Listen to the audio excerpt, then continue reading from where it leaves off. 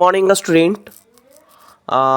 17वीं BPSC examination के लिए हमने करंट अफेयर्स की एक सीरीज़ स्टार्ट की थी। उसके तहत हम पीआईबी के जो मंथली कंपाइलेशन है उसको भी डिस्कस कर रहे थे और अब तक हमने जनवरी, फरवरी और मार्च के पीआईबी के कंपाइलेशन को डिस्कस किया था बहुत ही शॉर्ट वे में, ताकि हम सारे टॉपिक्स को एटलीस्ट कवर कर सके और अगर उससे क्वेश्चन बनता है तो उसको टैकल करने में हम समर्थ हों, है ना। तो उसी सीरीज के तहत आज हम अप्रैल पीआईबी के जो भी कंपाइलेशन है ना, न्यूज़ कंपाइलेशन, उसको डिस्कस करेंगे। पीआईबी का अर्थ है प्रेस इंफॉर्मेशन ब्यूरो, है ना। और गवर्नमेंट के से रिलेटेड जो भी एक्टिविटी होती है वो सारे पीआईबी पे अपडेट्स आते हैं। तो यहाँ से हमें बहुत सारे इन्फॉर्मेशन हमें मिल जाता है जो कभी कभी न्यूज़पेपर्स या फिर मैगजीन में भी कवर नहीं हो पाता। तो जो फर्स्ट न्यूज़ है अप्रैल पीआईबी अप्रैल का जो न्यूज़ है उसमें जो पहला न्यूज़ है वो है कि अप्रैल 2024 में 2024 का भारत रत्न दिया गया है ना। जो प्रेसिडेंट द्रौपदी मुर्मू हैं उन्होंने भारत रत्न प्रेजेंट किया है और किन किन लोगों को, किन किन हस्तियों को ये भारत रत्न मिला है वो यहाँ पर हम डिस्कस करेंगे। तो 2024 में 4 व्यक्तियों को नोबेल प्राइज़ भारत रत्न दिया गया है। उसमें पहले व्यक्ति हैं कर्पूरी ठाकुर, है ना, जो कि बिहार के सीएम रह चुके हैं और एक फ्रीडम फाइटर के रूप में भी उन्हें जाना जाता है। उसके बाद दूसरे हैं लाल कृष्ण आडवाणी, है ना, लाल कृष्ण आडवाणी, इन्हें भी 2024 में भारत रत्न दिया गया है। और third is PV Narasimha Rao, है ना, पीवी नरसिम्हा राव। इसके बाद चौधरी चरण सिंह और and the fifth one is Monkombu Sambasivan Swaminathan, यानी एस स्वामीनाथन को हरित क्रांति का जनक कहा जाता है इंडिया में, है ना, father of green revolution in India, S Swaminathan. तो ये सारे नाम 5 लोगों को इस बार भारत रत्न दिया गया है। पहला नाम है कर्पूरी ठाकुर, जो बिहार के सीएम रह चुके हैं, एक्स सीएम। और दूसरा लाल कृष्ण आडवाणी, है ना, जो गृह मंत्री भी जो वाजपेयी के कार्यकाल में गृह मंत्री रहे हैं। उसके बाद पीवी नरसिम्हा राव, जो कि भारत के पूर्व प्रधानमंत्री हैं। श्री चौधरी चरण सिंह, है ना, ये भी भारत के पूर्व प्रधानमंत्री हैं। और उसके बाद एमएस स्वामीनाथन, जो ग्रीन रेवोल्यूशन के फादर जनक कहा जाता है इंडिया में उन्हें। तो इन 4 लोगों को भारत रत्न दिया गया है। तो ये आपको ध्यान में रखना है। अब तक कुल 53 लोगों को भारत रत्न दिया जा चुका है ना, 53 लोगों को भारत रत्न दिया जा चुका है। तो ये भी डेटा आपको फैक्ट याद रखना है। नेक्स्ट न्यूज़ है जो है वो है रिन्यूएबल एनर्जी कॉरपोरेशन लिमिटेड, है ना। यह एक महारत्न सेंट्रल पब्लिक सेक्टर एंटरप्राइज है जो कि ministry of power and power के अंदर काम करती है और यह एक लीडिंग एनबीएफसी है, यानी नॉन बैंकिंग फाइनेंशियल कंपनी है। इसे इस साल का यानी 2024 का स्कॉच ईएसजी अवार्ड दिया गया है। स्कॉच ईएसजी अवार्ड, जो कि एक प्रेस्टिजियस अवार्ड है रिन्यूएबल एनर्जी के क्षेत्र में, इन्वायरमेंट के क्षेत्र में। तो स्कॉच ईएसजी अवार्ड दिया गया है रिन्यूएबल एनर्जी फाइनेंसिंग कैटेगरी के अंतर्गत, जो कि एक इन्वायरमेंटल रिलेटेड अवार्ड है। तो ये आपको याद रखना है कि जो रिन्यूएबल एनर्जी कॉरपोरेशन लिमिटेड है, जो कि मिनिस्ट्री ऑफ पावर के अंदर काम करती है, जो कि एक एनबीएफसी है, उसे स्कॉच ईएसजी अवार्ड 2024 दिया गया है। तो ये ध्यान रखना है आपको। ये आरईसी के बारे में थोड़ा सा यहाँ पे देखें तो REC has emerged as a significant player in India's clean energy transition, है ना, यानी इंडिया में जो क्लीन एनर्जी का ट्रांजिशन है, क्लीन एनर्जी का अर्थ होता है कि CO2 का एमिशन कम से कम हो तो ऐसे ट्रांजिशन में आरईसी ने एक महत्वपूर्ण भूमिका निभाई है। ओके, तो नेक्स्ट न्यूज़ की तरफ चलते हैं। पीएम स्वनिधि, ये पुराना न्यूज़ है। उसके बाद यहाँ पे देखें तो एक और न्यूज़ है, India becomes chair of international sugar organisation for 2024 to lead global sugar sector. देखिए, इंटरनेशनल शुगर जो ऑर्गेनाइजेशन है वो आपका लंदन में है ना। इंटरनेशनल शुगर ऑर्गेनाइजेशन जो है वो लंदन में है, उसका हेडक्वार्टर, और उसका 63rd काउंसिल मीटिंग हुई है उसकी, और उसमें इंडिया को 2024 का आईएसओ का चेयरमैन घोषित किया गया है, यानी इंटरनेशनल शुगर ऑर्गेनाइजेशन का चेयरमैन घोषित किया गया है 63rd काउंसिल मीटिंग में, जो कि है ना। तो इंडिया को ये ध्यान रखना, ये क्वेश्चन बहुत ही इंपॉर्टेंट है, ये आ सकता है। ये कंट्री के लिए एक ह्यूज अचीवमेंट है ना, कि वो ग्लोबल शुगर सेक्टर को लीड कर रहा है ना। और ये इंडिया की का जो स्ट्रेचर है ना, जो बढ़ता हुआ जो इसका प्रभाव है शुगर के प्रोडक्शन में या शुगर के क्षेत्र में, वो उसको दर्शाता है। यहाँ पे आपको बता दें कि इंडिया जो है शुगर का लार्जेस्ट कंज्यूमर है ना, वर्ल्ड का लार्जेस्ट कंज्यूमर है, और सेकंड लार्जेस्ट प्रोड्यूसर है शुगर का विश्व में, ब्राज़ील के बाद, है ना। पूरे ग्लोबल शुगर कंजम्पशन का 50% शेयर जो है वो इंडिया कवर करता है, और लगभग 20% प्रोडक्शन जो है शुगर का वो इंडियन शुगर इंडिया में प्रोड्यूस होता है ना।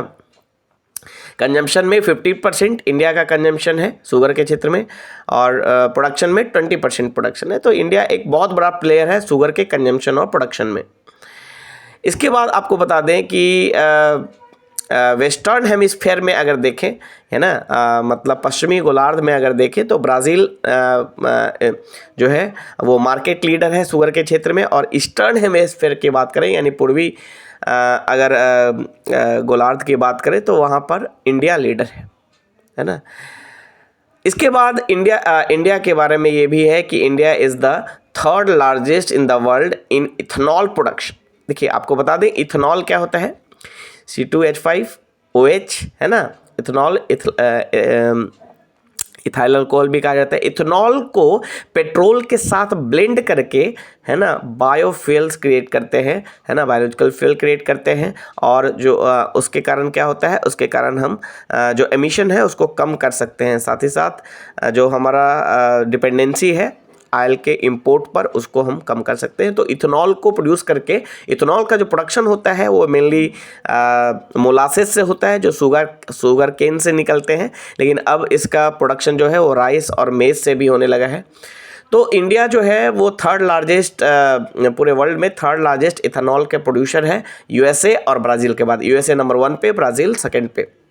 और इंडिया ने इथेनॉल का प्रोडक्शन करके अपनी कैपेसिटी को दिखाया है, और साथ ही साथ शुगर के प्रोडक्शन के साथ साथ इथेनॉल के प्रोडक्शन को भी बढ़ाकर फॉसिल फ्यूल्स के इंपोर्ट को कम किया है, और अपने COP26 टारगेट को भी अचीव करने में के लिए एक टूल्स क्रिएट किया है। ओके, और ये भी आपको बता दें कि शुरुआत में जब इथेनॉल पॉलिसी आई थी भारत में, तो वहाँ पे था कि कम से कम 5% जो है पेट्रोल को इथेनॉल के साथ ब्लेंड करना है। ये 2019-20 की बात है, लेकिन अब ये बढ़कर 12% हो चुका है 22-23 में। तो ये भी एक बहुत बड़ा अचीवमेंट है, और हमने अभी तक अपने इथेनॉल के प्रोडक्शन को 173 करोड़ लीटर से बढ़ाकर 500 करोड़ लीटर तक कर लिया है। तो ये हमारे लिए एक बहुत अच्छी बात है। हमने टारगेट रखा है कि 20% जो है कम से कम ब्लेंडिंग होगी इथेनॉल की पेट्रोल के साथ। नेक्स्ट न्यूज़ है जो यूनियन मिनिस्टर्स हैं, जो पीयूष गोयल है, union commerce and industry minister, वो 13 से 16 नवंबर के बीच में वो जो है वो उन्होंने अटेंड किया है Indo Pacific economic framework and Asia Pacific economic cooperation, APEC को। अब यहाँ पे इंडो पैसिफिक इकोनॉमिक फ्रेमवर्क का जो मिनिस्ट्रियल एंगेजमेंट या लीडर्स एंगेजमेंट मीटिंग है सैन फ्रांसिस्को में, उसको पीयूष गोयल ने उसको अटेंड किया। तो ये यहाँ पे इम्पोर्टेंट हो जाता है कि ये है क्या, है ना। जो इंडो पैसिफिक इकोनॉमिक फ्रेमवर्क है वो क्या करता है, वो seek to strengthen economic engagement among partner country with the goal of advancing growth, peace and prosperity in the region. The framework is structured around 4 pillars, यानी ये जो फ्रेमवर्क है वो 4 पिलर पे खड़ा है। ट्रेड, है ना, trade, supply chain, clean economy pillar, ये सबसे इंपॉर्टेंट है। क्लीन इकोनॉमी, यानी इकोनॉमी कैसी होनी चाहिए, वो क्लीन होनी चाहिए। क्लीन मीन्स कम से कम इन्वायरमेंटल डिग्रेडेशन हो, कम से कम एमिशन हो। और जो चौथा पिलर है वो फेयर इकोनॉमी है। तो इंडो पैसिफिक इकोनॉमिक फ्रेमवर्क ये बहुत ही इंपॉर्टेंट है। अब यहाँ पे आपको बता दें कि यहाँ पे बता दें कि इंडो पैसिफिक इकोनॉमिक जो फ्रेमवर्क है उसमें कई सारे देश हैं, है ना, इस फ्रेमवर्क के मेंबर्स हैं। अब वो आपस में कोऑपरेशन करके इन 4 पिलर पे अपना काम करते हैं, जिसमें सबसे इम्पॉर्टेंट है क्लीन इकोनॉमी पिलर, यानी चारों कोऑपरेट करते हैं, यानी जितने भी मेंबर्स कंट्री हैं वो आपस में कोऑपरेट करके इन चारों पिलर को स्ट्रेंथन करते हैं। तो यहाँ पे ये आपको ध्यान रखना है। इसका सैन फ्रांसिस्को में इसकी मीटिंग थी, है ना, इंडो पैसिफिक इकोनॉमिक फ्रेमवर्क, और बहुत ज़्यादा ही चर्चा में है। तो इसको और भी डिटेल में आप जाकर पढ़ें, है ना, कि क्या है ये, है ना, इसका मकसद क्या है, इसका फॉर्मेशन कब हुआ, ये सारी चीज़ें आप वहाँ पे पढ़ सकते हैं। इसके बाद एक न्यूज़ है एक्सेसिबल एंड एफोर्डेबल, ये बहुत इंपॉर्टेंट न्यूज़ है। अप्रैल का ये न्यूज़ है। कार टी सेल, ये कार टी सेल क्या है, कार टी सेल थेरेपी जो है वो इंडिया का पहला होम ग्रोन जीन थेरेपी है कैंसर के लिए। ये जो है द्रौपदी मुर्मू ने लॉन्च किया है ना, इंडिया का पहला home grown gene therapy for cancer. ये IIT बॉम्बे में लॉन्च हुआ। और आपको बता दें कि जीन थेरेपी क्या होता है। जीन थेरेपी का अर्थ है कि जीन को अल्टर करके, मतलब जो बीमारी फैलाने वाले जीन हैं या जो जीन अफेक्टेड हैं डिजीज से, उसको अल्टर करके उसके जगह पे उसका कॉपीड जीन लाना, है ना। ये तो इसके अंतर्गत ये हो सकता है कि जो डिजीज जो बीमारी वाले जीन है उसको हटाकर नया जीन, कॉपीड जीन वहाँ पे लाना, या फिर उस जीन को ही पूरी तरह से हटा देना, है ना, उसको अल्टर करना, इसको कहा जाता है जीन थेरेपी। और जीन थेरेपी के द्वारा बीमारियों का इलाज करना है। तो इंडिया ने पहला होम ग्रोन जीन थेरेपी जो है डेवलप किया है, जिसका नाम है कार टी सेल थेरेपी। और CAR T cell therapy cancer के लिए डेवलप किया गया है। आपको बता दें कि कार टी सेल थेरेपी को सबसे इम्पॉर्टेंट फिनोमिनल मेडिकल साइंस में सबसे फिनोमिनल एडवांस के रूप में देखा जा रहा है ना। ये सिर्फ जो है कि डेवलप्ड नेशन में अवेलेबल था, बट इंडिया ने इसको होम ग्रोन इस थेरेपी को डेवलप किया है ना, क्योंकि ये एक्सट्रीमली कॉस्टली था, है ना, और beyond the rich of most patient around the world था। लेकिन इंडिया ने इसको जो डेवलप किया है होम ग्रोन को, वो काफ़ी सस्ता होगा और एक्सेसिबल होगा, है ना।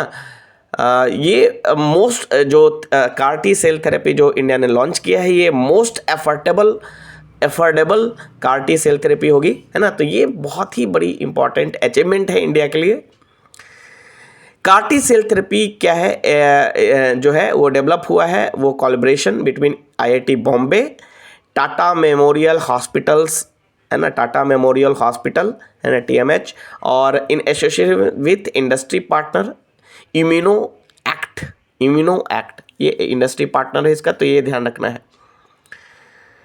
ओके, नेक्स्ट न्यूज़ है new generation ballistic missile Agni prime successfully flight tested by strategic forces command and DRDO off the Odisha coast. Strategic forces command क्या होता है? स्ट्रेटेजिक फोर्सेस कमांड जो है वो न्यूक्लियर वेपन को मैनेज करता है, उसकी देखरेख करता है। तो ये ध्यान रखना है, स्ट्रेटेजिक फोर्स कमांड जो है वो न्यूक्लियर वेपन की देखरेख करता है, उसको मैनेज करता है। और स्ट्रेटजिक फोर्सेस कमांड ने डीआरडीओ के साथ मिलके एक नए जनरेशन का बैलिस्टिक मिसाइल डेवलप किया है। बैलिस्टिक मिसाइल क्या होता है? जो पैराबोलिक पाथ के थ्रू वो लॉन्च होता है, पैराबोलिक पाथ के थ्रू, और टारगेट को हिट करता है। तो बैलिस्टिक मिसाइल नाम क्या है? अग्नि प्राइम, और इसका लॉन्च हुआ है डॉक्टर एपीजे कलाम आइलैंड, जो कि उड़ीसा के कॉस्ट से उड़ीसा में है ना। आपको बता दें कि ज़्यादातर जो डीआरडीओ के द्वारा जो मिसाइल्स का परीक्षण होता है वो इसी आइलैंड पे होता है। इसी को पहले व्हीलर आइलैंड के नाम से जाना जाता था, अब इसका नाम doctor APJ Abdul Kalam island इसे कहा जाता है। तो याद रखना है कि अग्नि प्राइम जो कि एक न्यू जनरेशन बैलिस्टिक मिसाइल है ना, जो इंडिया के जो डिफेंस सिस्टम है उसको एक स्ट्रेंथ प्रोवाइड करेगा। और किसके द्वारा लॉन्च हुआ है? Strategic force command along with DRDO. Next जो हमारा इम्पॉर्टेंट न्यूज़ है वो है आईसीजी पोल्यूशन कंट्रोल वेसल्स समुद्र पहरेदार। इंडियन कोस्ट गार्ड का काम है कोस्टल एरिया का प्रोटेक्शन करना, है ना, और साथ ही साथ पॉल्यूशन से उसे बचाना। तो इंडियन कोस्ट गार्ड का जो पॉल्यूशन कंट्रोल वेसल्स है जिसका नाम है समुद्र पहरेदार, तो ये ध्यान रखना है कि इंडियन कोस्टल गार्ड का जो पॉल्यूशन कंट्रोल वेसल्स है उसका नाम है समुद्र पहरेदार, और उसके पास एक इंटीग्रल हेलीकॉप्टर है। और जो समुद्र पहरेदार है वो हो ची मिन्ह वियतनाम में डिप्लॉय हुआ है ना। ये एक ऑनगोइंग ये प्रोग्राम चल रहा है इंडियन कोस्ट गार्ड का कि वो उसे ओवरसीज़ में डिप्लॉय होना है, खासकर आसियान देशों में, है ना। आसियान के साथ एक एग्रीमेंट हुआ है इंडिया का, उसके तहत इंडियन कोस्ट गार्ड के जो पॉल्यूशन कंट्रोल वेसल्स है समुद्र पहरेदार वो अलग अलग देशों में आसियान के अलग अलग देशों में डिप्लॉय होंगे। और इस डिप्लॉयमेंट के ये होगा ये जो विजिट है आईसीजी का, इंडियन कोस्ट गार्ड का जो स्पेशलाइज्ड वेसल्स है उसका जो विजिट है वो एक एग्रीमेंट के तहत है, जो कि इंडिया आसियान इनिशिएटिव के तहत इसे लाया गया था। For marine pollution announce during ASEAN defence minister meeting plus in Cambodia in 2022 में कंबोडिया में एक जो मीटिंग हुआ था ASEAN defence ministers meeting plus में, उसमें ये इनिशिएटिव लिया गया था, जो कि इंडिया आसियान इनिशिएटिव के तहत ये इनिशिएटिव है, तो इसको ध्यान रखना है। अब यहाँ पे आपको बता दें कि इलेक्शन कमीशन ऑफ इंडिया जो चीफ इलेक्शन कमिश्नर हैं हमारे, क्या नाम है उनका, राजीव कुमार, उन्होंने म्युनिसिपल कमिश्नर्स और डिस्ट्रिक्ट म्युनिसिपल कमिश्नर्स और जो डिस्ट्रिक्ट इलेक्शन ऑफिसर्स हैं उनके साथ मीटिंग की है, और आने वाले ऑनगोइंग इलेक्शन में जो टर्नआउट जो कम आ रहा है वोटर्स का उसको बढ़ाने के लिए प्रयास करने के लिए कहा है। अगर आपको यहाँ पे देखें तो आपको बता दें कि सबसे मतलब नंबर ऑफ पार्लियामेंट्री कॉन्स्टिट्यूंसीज यहाँ पे दिया हुआ है कि नंबर ऑफ किस स्टेट में कितने पार्लियामेंट्री कॉन्स्टिट्यूंसी जो है जहाँ पर जो वोटर्स का टर्नआउट है वो नेशनल एवरेज से कम है।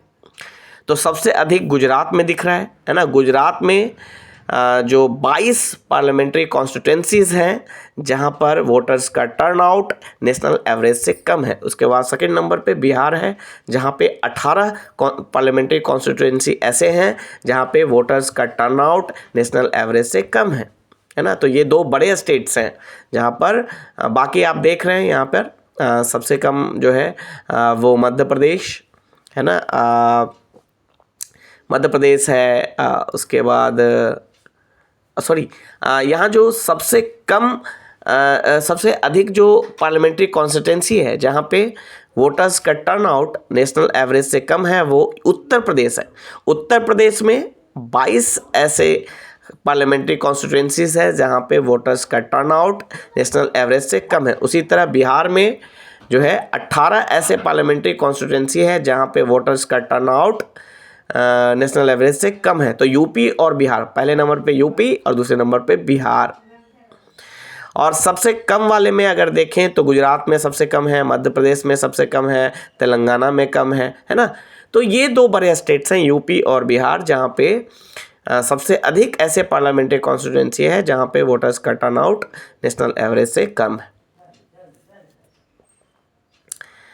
यहाँ पे आप अगर बात करें हाइड्रो इलेक्ट्रिक पावर प्रोजेक्ट्स की, तो hydro electric power projects with aggregate capacity of 15 gigawatt under construction, यानी हाइड्रो इलेक्ट्रिक पावर प्रोजेक्ट जो है वो हमारे देश में 15 गीगावाट कैपेसिटी का अंडर कंस्ट्रक्शन है। ये हमारे लिए अच्छी बात है, क्योंकि हम थर्मल पावर प्लांट्स पे जो हमारी डिपेंडेंसी है इलेक्ट्रिसिटी प्रोडक्शन में, उससे हम हटना चाहते हैं। क्योंकि थर्मल पावर प्रोडक्शन में एक तो कोयले का हमें इंपोर्ट करना पड़ता है, इसके बावजूद कि हमारे पास कोयले के अच्छे भंडार हैं, और दूसरा कि इससे जो कार्बन एमिशन होता है वो इन्वायरमेंट के लिए खतरनाक है। तो इसीलिए हम हाइड्रो इलेक्ट्रिक पावर जो प्रोजेक्ट हैं उसकी कैपेसिटी को बढ़ाने का प्रयास कर रहे हैं। और hydro electric power project with aggregate capacity of 15 gigawatt are under construction in the country. The hydro capacity is likely to increase from 42 gigawatt to 67, यानी ये होने के बाद है ना, जो वो हमारा जो कैपेसिटी है वो 42 गीगावाट से 67 गीगावाट हो जाएगा 31-32 तक। 2031-32 तक हमारी जो हाइड्रो पावर जो कैपेसिटी है, हाइड्रो कैपेसिटी है वो 42 से, जो कि अभी प्रेजेंट में 42 गीगावाट है, उससे 67 होने की संभावना है। यहाँ आपको बता दें कि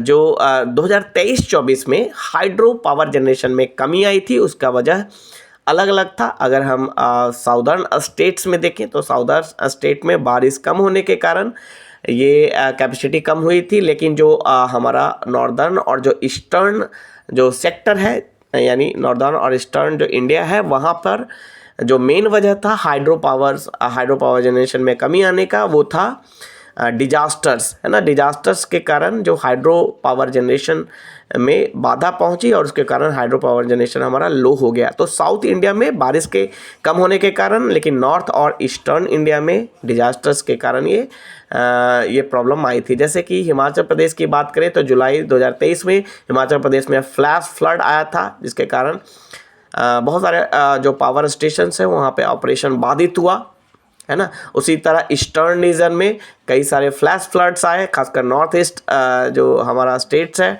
उसमें, और उसके कारण जो है जनरेशन जो है पावर का जनरेशन बाधित हो गया। तो ये सारी चीज़ें आपको एनालिसिस याद रखना है।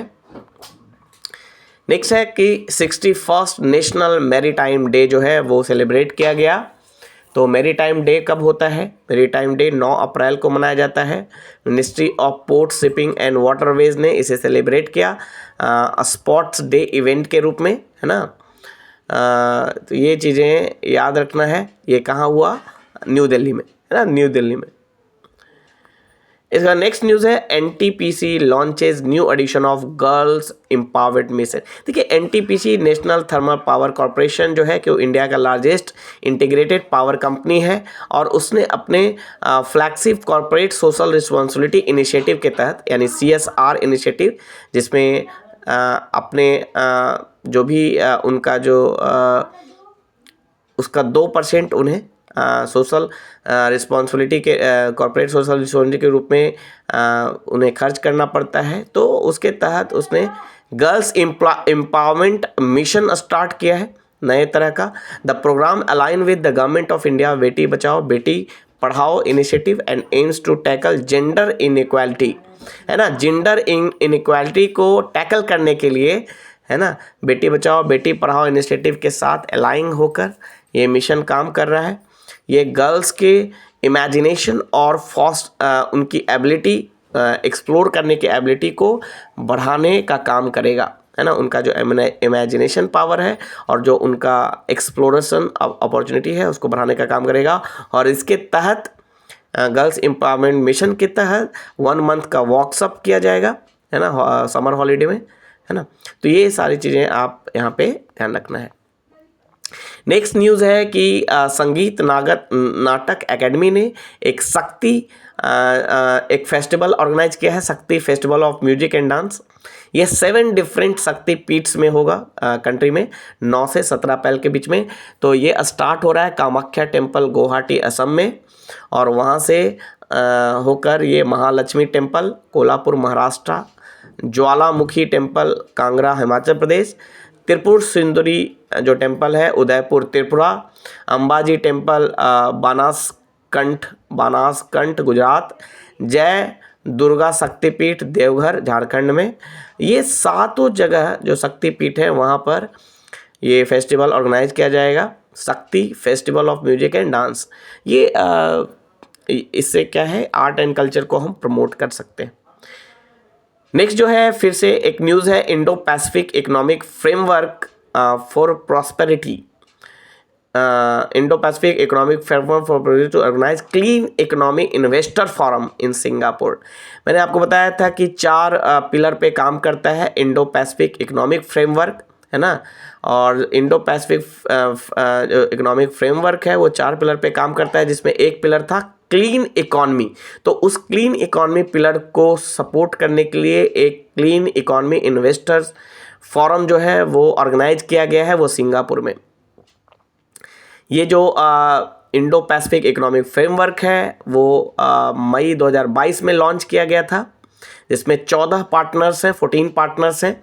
Australia, Brunei, Fiji, India, Indonesia, Japan, Republic of Korea, Malaysia, New Zealand, Philippines, Singapore, Thailand, United states and Vietnam. तो ये याद रखना है, जो 14 पार्टनर्स हैं, Australia, Brunei, Fiji, India, Indonesia, Japan, Republic of Korea, Malaysia, New Zealand, Philippines, Singapore, Thailand, United states and Vietnam. ये 14 partners हैं Indo Pacific economic framework के। तो ये बहुत ही न्यूज़ में है, तो आपको इसे अच्छे से कवर करना है। ये कब लॉन्च हुआ था? ये हुआ था मई 2022 में, और इसमें 14 पार्टनर्स हैं। अभी ये 4 पिलर पे काम करता है, जो हमने पहले ही डिस्कस किया। उसमें एक पिलर है क्लीन इकॉनमी इन्वेस्टर्स, है ना, क्लीन इकॉनमी। और उसी पिलर्स को स्ट्रेंथन और प्रमोट करने के लिए एक clean economy investor forum organise किया गया है सिंगापुर में। ये जो इंडो पैसिफिक इकोनॉमिक फ्रेमवर्क है, एक प्लेटफॉर्म प्रदान करता है देशों को, है ना, अलग अलग क्षेत्रों में, कि वो कोलैबोरेट करें। किस चीज़ में कोलैबोरेशन होगा? Advancing resilient, sustainable and inclusive economic growth, यानी इन्वायरमेंट फ्रेंडली इकोनॉमिक ग्रोथ, है ना, clean economic growth, and aims to contribute to cooperate, stabilize and prosperity in the region. 4 pillar है इनका, trade, supply chain, clean economy and fair economy. ये हमने already discuss किया है। और इसी के तहत IPEF क्लीन इकोनॉमी इन्वेस्टर हुआ है ऑर्गेनाइज सिंगापुर में। ये क्या करेगा? It brings together the region's top investors, philanthropies, financial institutions, innovative companies, startups and entrepreneurs, है ना। ये सभी को एक जगह पर लेकर आएगा, एक प्लेटफॉर्म प्रदान करेगा, जहाँ पर, है ना, वो क्लीन इकॉनमी के बारे में डिस्कस कर सके, और क्लीन इकॉनमी से रिलेटेड जो भी प्रोजेक्ट्स हैं उसमें इन्वेस्टमेंट कर सके, उसको इम्प्लीमेंट कर सके। The forum aims to mobilise investments into sustainable infrastructure, climate technology and renewable energy project, है ना। तो ये चीज़ आपको ध्यान रखना है। ये जो फोरम है IPEF इंडो पैसिफिक इकोनॉमिक जो फ्रेमवर्क है, उसके तहत 2 ट्रैक हैं। एक है क्लाइमेट टेक ट्रैक, यानी क्लाइमेट के क्षेत्र में जो है टेक्नोलॉजी पे डिस्कशन होगा, और दूसरा इंफ्रास्ट्रक्चर ट्रैक, यानी ये जो IPEF जो भी ऑब्जेक्टिव है उसके लिए जो भी इंफ्रास्ट्रक्चर का रिक्वायरमेंट है, वहाँ पर इंफ्रास्ट्रक्चर से रिलेटेड वो चीज़ें होंगी, है ना, उस पर डिस्कशन होगा, उसको इम्प्लीमेंट किया जाएगा। नेक्स्ट जो न्यूज़ है वो है farmers are making India self. अभी एक न्यूज़, जैसे Indian ministry of consumer affairs जो है हमारे वो श्री पीयूष गोयल, उन्होंने कहा है कि जो पल्सेस का प्रोडक्शन है इंडिया में वो ग्रो हुआ है, 60% ग्रो हुआ है पिछले 10 सालों में। तो ये एक न्यूज़ है पल्सेस से रिलेटेड, वो आपको यहाँ पे ध्यान रखना है। नेक्स्ट न्यूज़ है पुणे का जो कमांड हॉस्पिटल है वो देश का पहला गवर्नमेंट हॉस्पिटल बना है to procure and conduct successful piezo electric bone conduction hearing implant. Piezo electric bone conduction hearing implants जो है ना के क्षेत्र में इसको कंडक्ट करने वाला, इसको प्रोक्योर करने वाला इंडिया का सबसे पहला हॉस्पिटल बना है कमांड हॉस्पिटल पुणे। तो ये ध्यान रखना है, वन लाइनर में आपसे पूछ सकता है। यहाँ पे आपको बता दें कि DRDO एंड इंडियन आर्मी ने एक सक्सेसफुल ट्रायल को कंडक्ट कराया है और वो जो मिसाइल है उसका नाम है मैन पोर्टेबल एंटी टैक गाइडेड मिसाइल वेपन सिस्टम, इसको कंडक्ट किया गया। बस इतना ही आपको ध्यान रखना है। Next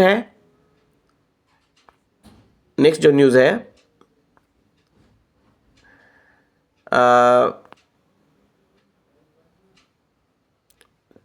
okay, SPACE a premier testing and evaluation hub for sonar system for Indian navy. एक स्पेस एक टेस्टिंग हब, एक टेस्टिंग स्टेशन डेवलप किया गया है सोनार सिस्टम के लिए फॉर इंडियन नेवी के लिए। ये DRDO ने सेटअप किया है ना। ये इनोग्रेटेड कहाँ हुआ है? केरला में। क्या है ये स्पेस जो है उसका फुल फॉर्म है स्टेट्स ऑफ द आर्ट। इसका फुल फॉर्म है submersible platform for acoustic characterisation and evaluation. Submersible platform for acoustic characterisation and evaluation SPACE. ये एक्चुअली एक प्लेटफॉर्म है, एक लैब है ना, जो कि सबमर्सिबल भी है, यानी इसको पानी के अंदर भी इस लैब को रख सकते हैं। वो क्या करेगा, सोनार जो सिस्टम है सोनार सिस्टम को वो और भी स्ट्रेंथन करेगा। यानी सोनार सिस्टम क्या है? साउंड नेविगेशन एंड रेंजिंग, जिससे हम ओशन के डेप्थ को एक्सप्लोर करते हैं। और तो उस सोनार सिस्टम को फैसिलिटेट करने के लिए ये लैब बनाया गया है। ये केरला में इसका इनॉग्रेशन हुआ है ना, तो ये ध्यान रखना है। The space marks a milestone in naval technology advancement. It will consist of two distinct assemblies, a platform which floats, एक जो प्लेटफॉर्म होगा स्पेस का वो फ्लोट करेगा पानी के ऊपर, और दूसरा जो हो वो सबमर्सिबल होगा प्लेटफॉर्म, जो कि 100 मीटर नीचे जाकर वो वहाँ पे रहेगा और वहाँ पे वो फैसिलिटेट करेगा सोनार सिस्टम को। Upon completion of operation the submarine platform can be winched up, यानी जब इसका काम खत्म होगा तो उसे ऊपर खींच लिया जाएगा, and docked with the floating platform. The SPACE will mainly be utilise for evaluation of complete sonar system. Sonar system जो है sound navigation and ranging system, जिसके थ्रू डेप्थ निकाला जाता है सी में, ओशन में, उसको ये इवेल्युएट करेगा, along for quick deployment and easy recovery of scientific packages such as sensors and transducer। यानी जो भी सेंसर और ट्रांसड्यूसर जो खराब हो गए हैं उनको तुरंत वो क्या करेगा, रिकवरी करेगा उसका, है ना, उसको डिप्लॉय करेगा। It will be suitable for survey, sampling and data collection of air surface, mid water and reservoir flood parameters using modern scientific instrumentation. It will cater to the needs of data processing and sample analysis in modern well-equipped scientific laboratories, heralding a new era of anti-submarine warfare research capability. ये ध्यान रखना है आपको। PM ने 2550वां भगवान महावीर निर्वाण महोत्सव को है वो उसको इनॉग्रेट किया है। ये कहाँ पे हो रहा है? ये दिल्ली में हो रहा है, भारत मंडपम में, है ना, तो ये ध्यान रखना है। गवर्नमेंट है डायरेक्टेड, ये हमारे काम की न्यूज़ नहीं है। यहाँ पे एक और न्यूज़ है, यहाँ पे देखें तो India becomes chair of international sugar organisation, हमने डिस्कस किया है इसको, है ना। इंडिया जो है इंटरनेशनल शुगर ऑर्गेनाइजेशन का चेयरमैन घोषित किया है 2024 के लिए इंडिया को। एक यहाँ पे इंपॉर्टेंट न्यूज़ है कि SJVN sets milestone with inauguration of first multipurpose green hydrogen pilot project of the nation. SJVN एक लिमिटेड एक कंपनी है जिसने फॉर द फर्स्ट टाइम एक पायलट प्रोजेक्ट स्टार्ट कर रही है ना। ये पायलट प्रोजेक्ट जो है वो ग्रीन हाइड्रोजन के कॉन्टेक्स्ट में है, ग्रीन हाइड्रोजन के प्रोडक्शन से रिलेटेड है। ग्रीन हाइड्रोजन क्या होता है? हाइड्रोजन का प्रोडक्शन जिसमें जीरो एमिशन हुआ हो CO2 का, है ना। तो हाइड्रोजन का जो प्रोडक्शन होता है वो कैसे होता है? इलेक्ट्रोलिसिस के द्वारा। इसमें इलेक्ट्रिसिटी को पास करते हैं वाटर के थ्रू, और वहाँ पे जो इलेक्ट्रिसिटी प्रोड्यूस हुआ है that is achieved through the process with zero carbon emission, यानी जिस प्रोसेस में जीरो कार्बन एमिशन हुआ हो वैसे प्रोसेस के थ्रू इलेक्ट्रिसिटी प्रोड्यूस हुआ, यानी रिन्यूएबल सोर्सेज से, और उस इलेक्ट्रिसिटी से इलेक्ट्रोलिसिस के द्वारा हाइड्रोजन गैस को प्रोड्यूस किया गया, हाइड्रोजन को प्रोड्यूस किया गया और उसे फ्यूल के रूप में यूज किया गया। तो इसे ही कहा जाता है ग्रीन हाइड्रोजन। तो ग्रीन हाइड्रोजन पायलट प्रोजेक्ट के रूप में SJVN लिमिटेड कंपनी के द्वारा स्टार्ट किया गया था 1500 मेगावाट का नथपा झकड़ी, ये नाम याद रखना है, Nathpa Jhakri hydro power station. Nathpa Jhakri hydro power station ये कहाँ है? ये झकड़ी में है, हिमाचल प्रदेश में पड़ता है ये। तो ये ध्यान में, ये पहला जो प्रोजेक्ट है ग्रीन हाइड्रोजन से रिलेटेड प्रोजेक्ट, ठीक है। और नेक्स्ट न्यूज़ है कि यहाँ पे अगर देखें तो लगभग हमने यहाँ पे न्यूज़ कवर कर लिया। हाँ, वर्ल्ड एनर्जी कांग्रेस हो रहा है। वर्ल्ड एनर्जी कांग्रेस जो है 2024, ये कहाँ हो रहा है? ये हो रहा है वर्ल्ड एनर्जी कांग्रेस जो है, जिसमें इरेडा के जो चेयरमैन है वो पार्टिसिपेट कर रहे हैं। तो ये 26वां एडिशन है वर्ल्ड एनर्जी कांग्रेस के। ये रोटरडम एक वर्ल्ड फ्यूचर एनर्जी कांग्रेस भी हुआ है जो कि अबू धाबी में हुआ है इसी साल। तो ये भी याद रखना है, फ्यूचर एनर्जी कांग्रेस या फ्यूचर एनर्जी समिट, ये वर्ल्ड एनर्जी कांग्रेस है। ये 26वां जो वर्ल्ड एनर्जी कांग्रेस है वो कहाँ हुआ है? रोटरडम, नीदरलैंड में। ओके, तो यहाँ पे हमने देखा, है ना। यहाँ पे आपको बता दें कि जो पल्सेस का प्रोडक्शन जो ओनियन का प्रोडक्शन जो बाधित हुआ है 2023 में ड्यू टू जो भी मानसून में कमी आई है उसके कारण, तो यहाँ पे गवर्नमेंट ने ओनियन के एक्सपोर्ट पे रेस्ट्रिक्शन लगाया था। परंतु जो 6 कंट्री हैं जहाँ पे ओनियन का जो एक्सपोर्ट है उसको अलाउ किया गया था, वो था Bangladesh, UAE, Bhutan, Bahrain, Mauritius and Sri Lanka. तो ये नाम याद रखना है, Bangladesh, UAE, Bhutan, Bahrain, Mauritius and Sri Lanka, जहाँ पे एक्सपोर्ट को अलाउ किया गया है ना। और बाकी लगभग देशों में ओनियन के एक्सपोर्ट को रेस्ट्रिक्ट किया गया है ताकि जो डोमेस्टिक जो हमारा डिमांड है उसको पूरा किया जा सके। ओके, तो यहाँ this is all about April PIB compilation. अगर ये वीडियो आपको अच्छा लगा तो लाइक एंड सब्सक्राइब करें, साथ ही साथ इसको ज़्यादा से ज़्यादा शेयर करें ताकि अधिक से अधिक विद्यार्थियों को इसका फ़ायदा मिल सके। Thank you.